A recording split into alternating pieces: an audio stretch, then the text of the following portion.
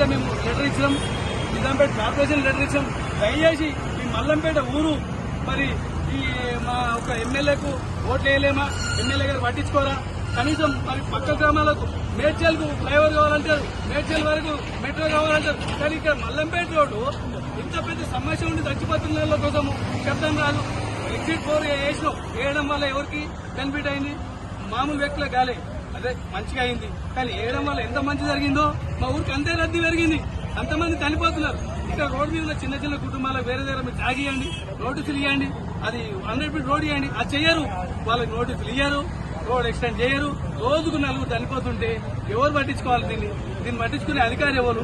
అందుకోసమే ముఖ్యమంత్రి గారికి దయచేసి తండ్రి మీరు ఒక మల్లంపేట గ్రామం ఉందని మీరు దృష్టి పెట్టుకుని ఈ రోజు అసెంబ్లీ నడుస్తున్నది, ఈ రోజా రేపా మా మల్లంపేట గురించి ఈ మీడియా ఛానల్ వల్ల కనీసం చేరవేస్తారేమని ఈ మీడియా సందర్భంగా మా మల్లంపేట గ్రామ ప్రజల తరఫున కోరుకుంటున్నాం.